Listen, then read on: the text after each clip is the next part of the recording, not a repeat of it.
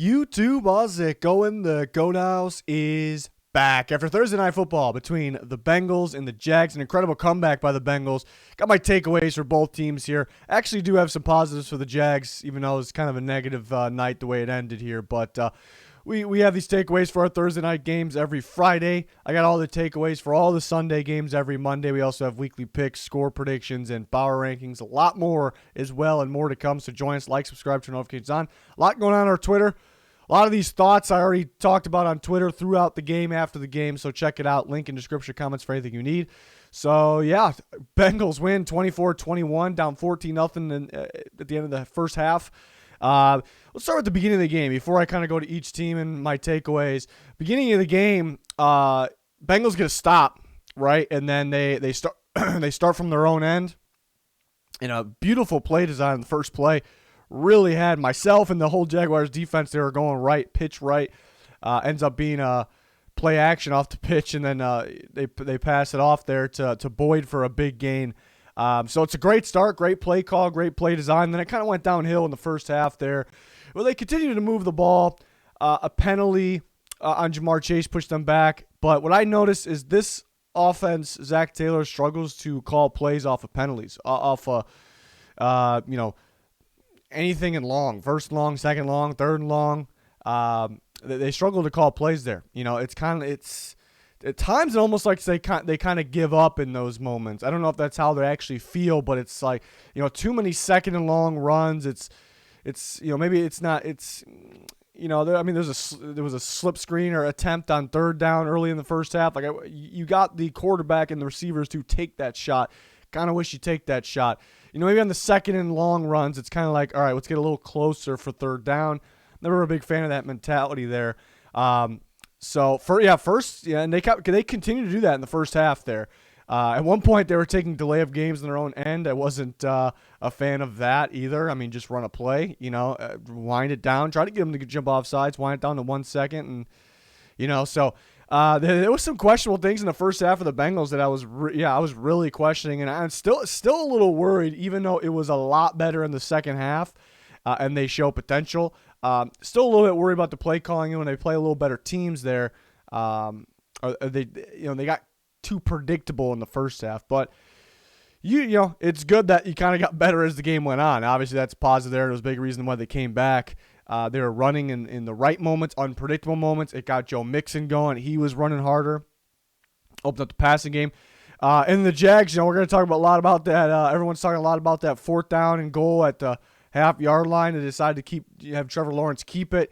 Yeah, I wish they would. I don't mind Trevor Lawrence keeping it. I just wish it wasn't like right up the gut. Right into where the traffic is all night. The Bengals defense kind of struggled to win one-on-one tackles, on the outside. It seemed very easy to kind of juke them, make them miss. So that was a little questionable there. That was really the only bad play call, though. So it's kind of the positive I want to talk about for the Jaguars is, well, you talk about the players. James Robinson, Laviska Shenault was Robinson. Robinson was great, great vision. He didn't really. The original hole was really never there, but there was always another hole, which I always say that there's always gonna be another hole. If there really isn't, which is rare, you got to create one. And I hate the running backs sit there and hesitate when the original hole isn't there. And James Robinson saw it without looking at it and cut and made hit those holes, those secondary holes. And I was a big fan of his game last night. It was just a matter of having them run more. So back to the play calling. Yeah, they ran the ball more. They understand what's working. They ran Trevor Lawrence more. They ran the read option more. It looks good. There's some teams that are just going to have a real hard time stopping that. There really is, and it might even be good defenses. Sometimes those old school defenses are still good. They may struggle against that. So they're opening the playbook up a little more. They're being smarter with the play calls. They know it works. So it's even though the Jags blew this game, they're up 14-0. They blew their timeouts away. That's why coaching's kind of listed in the middle there, because one play call I didn't like. And managing the timeouts, which you needed those timeouts at the end, wasn't good. And that hurt them. But other than that, those are only a few specific things. Other than that, again, they did things right. They ran the ball. They did what's working. They ran Trevor Lawrence more. They're throwing teams off. Again, I can't remember a single bad play call really. Besides that 4th and short. They went for it on 3rd and 4th down. They just did what worked. They had Lawrence throw to the sideline. They had Chenault. Chenault was so clutch on 3rd and 4th downs. Understood how to get open. Injuries was a factor too because DJ Chark goes down 3rd play of the game, and then they were dominating after that too. And AJ Cam without him, and then you kind of felt like they definitely could use those guys in the end there as well. So that was tough. Seemed like long-term injuries too, so that's unfortunate. I was confused where Marvin Jones was at, though. That was weird because they were throwing plenty, but they couldn't really get Marvin Jones going. So I thought that was interesting. But yeah, Lawrence overall, he didn't play a great game. I thought he played a good game. He's getting more comfortable. You see more of those. Talk about last week. You see a couple of them. You see a couple more of those Clemson, number 1 overall pick throws. Why he was number 1 overall pick. So you see that. That's great. Still 2 things. There's times where if the first or second read isn't open, he kind of takes too long to find that next read to get the ball out. So something he could work on, which I think he is. And there's times where he does panic a little bit under pressure. Didn't see it too much. There was one. It was I believe it was a crucial 3rd down. It was right when the Bengals, I believe it was right after the Bengals scored in the opening drive in the second half. Jaguars got the ball back. It was a 3rd down. Bengals got instant pressure, and Lawrence kind of panicked and just whipped it to the running back. I believe it was Robinson without even knowing who was there. So that it didn't seem bad or anything, but it could be risky if there is a defender there. I think he was throwing that no matter what. So it's just kind of just one moment there, but it's just the bad moments are decreasing. The good moments and the Lawrence feeling more comfortable and feeling more like Trevor Lawrence, those are increasing. So overall, it's positives. I think coaching, Trevor Lawrence, and Robinson's heading in the right direction because of coaching. And teams fearing Lawrence's running ability, I think, open things up for Robinson. Fearing Robinson's running ability opens things up for Trevor Lawrence's running game. So, yeah, they could be a sneaky team. And coaching, for some reason, it's been pretty bad. It's been bad. We know that, and they deserve to get ripped for it. But I think it's some things that coaches can fix. They can. It's a learning process for a guy like Urban Meyer. I don't think, because he poorly managed timeouts. In this game, I do think it wasn't really all on Urban Meyer. I think it was more of just not prepared or still a young team and not getting set right. I think that is going to get fixed over time, and we already see the play calling got a lot better. It's not like there's teams that just insist on running the ball, and rarely want to throw the ball. They're full focus on running clock, and that's got to change by. I'm giving examples here. That's got to change by who you play certain situations, and the coaches don't know how to change those situations, and that's a bad thing. I don't like that coaching. There's some teams that refuse to run the ball. It's kind of the opposite. I'm just giving examples. Those types of coaches kind of just always stay the same. They stay pretty stubborn with their specific play calls. Those are the coaches that don't really change. The coaches that are making the mistakes of, maybe not having the team fully prepared. You have to waste some timeouts, and there's some bad play calls yet, but you've shown you can improve and you can cut down on those.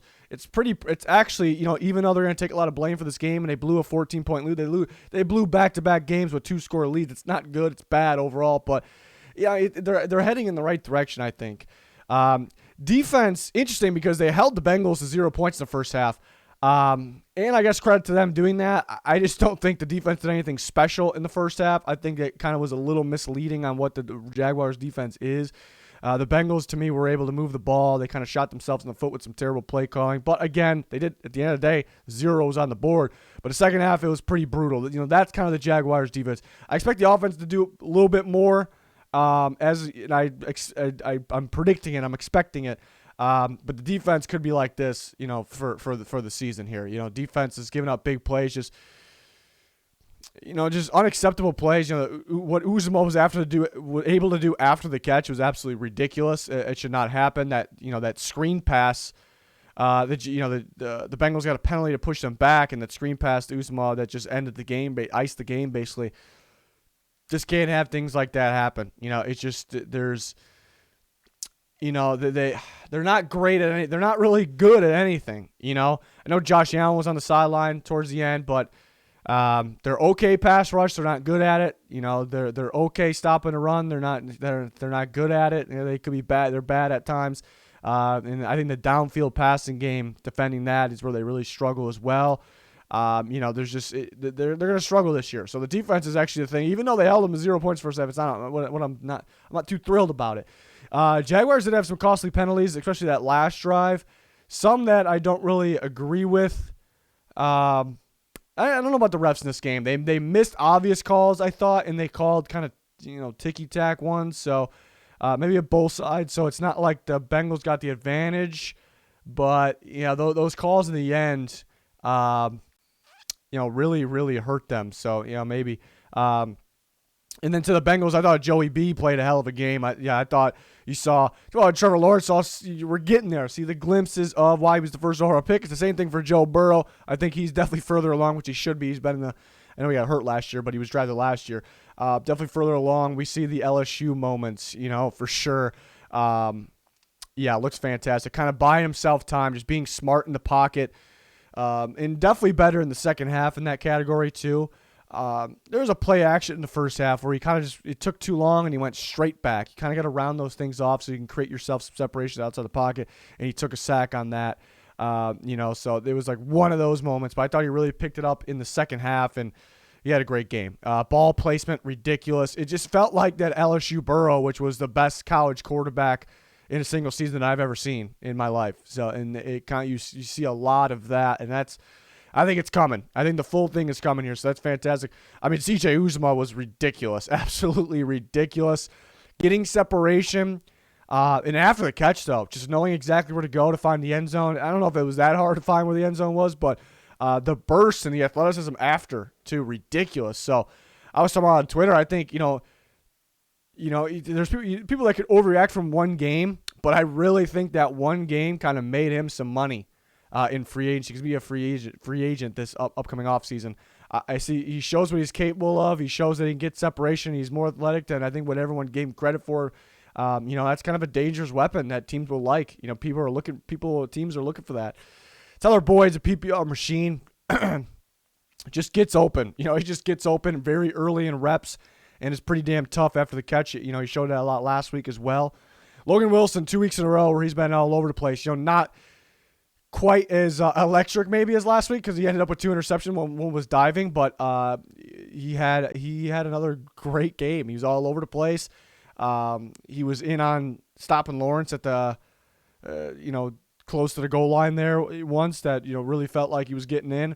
And then I think he blitzed and got a sack too. That's right. Yes. So that he's getting going. Yeah, he's a little bit of a raw prospect, because he was kind of a nobody, coming out of, for a long time during that draft process, and everyone last second's like, okay, here's this Wilson guy. Teams are kind of high on him because of his upside. Bengals grab him, and now he's kind of getting going. So that's great to see. But again, the difference between the first half and second half play calling, that was the difference. That was the difference. There's a lot on Zach Taylor here because you have the talent. You have Joe Burrow. You have, the receivers. Jamar Chase had a great game as well. Jamar Chase, Tyler Boyd. You have T. Higgins when he comes back. Hell, on Tate's not too bad either. And now C.J. Uzomah is looking good. You have Joe Mixon. P. Ryan was running tough. They have weapons. The offensive line's playing a little better, maybe more than a little better than it was last year. But they haven't maybe played the pass rush to test that fully. But they have weapons. They have the playmakers. They can stretch the field. They can get the ball downfield, underneath, can run the ball. They have it. Really no excuses here. So this is on Zach Taylor. The first half play calling kind of hid that talent, and that can't happen. That can't happen. If it's a team that doesn't overall, they don't know their identity yet, or they don't have overall that much talent, then maybe some legitimate excuses, I guess. There's never really excuses for bad play calling, but I guess that would be the excuses for some. There's really no excuses for Zach Taylor. The first half play calling really just hid his talent. It really hid his talent.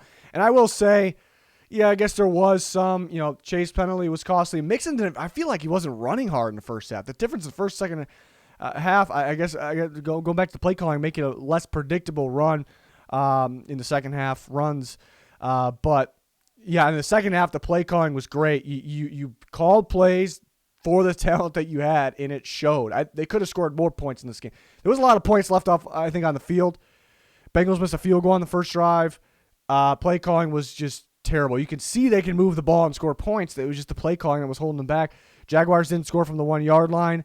And then a lot of clock draining from both teams. They were both in a battle at one point. Like, let's see who could drain the most clock and hold the ball last and score. Sometimes that's a gamble, and maybe it kind of was for the Jaguars. But I think the score of this game, 24-21, which is kind of in the middle of a, it's not low scoring, it's definitely not high scoring. I think the way these offenses were able to move the ball, it really was more of a shootout, or could have been. I guess both teams could have been in the 30s here. So yeah, to the Bengals defense, they really picked it up in the second half too. But I guess the read option, they struggle with the read option. One-on-one tackles, they were missing too many of those. And that really opened things up, because read option typically, you're going outside the tackle, right? And that opened things up for James Robinson on the inside, because the Bengals have been stopping the run in the interior, like inside the guards this year pretty well. We've seen them do it against, Dalvin Cook for the most part. And I think struggling on the outside, missing the one-on-ones, we got to focus on that. That's coming more. That opened things up for the inside. So maybe, and they buckled down in the second half, so that was good. But maybe that's a type of offense that the Bengals defense doesn't want to see. That's the thing with the Jags. I said there's a lot of defenses that don't want to see that read option Trevor Lawrence offense. So they're going to be sneaky. They're going to be sneaky for sure. I think they're getting better. Across the board.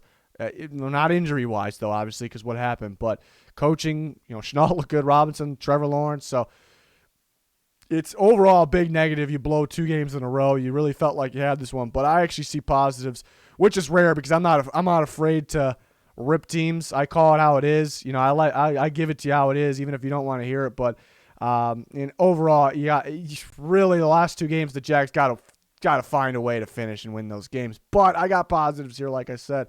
They're heading in the right direction. It's not like we need the team to win the Super Bowl right now anyways, but still, you got to win these games. But Bengals are 3-1. That's wild. Are they the real deal? They're dangerous on offense. They're explosive.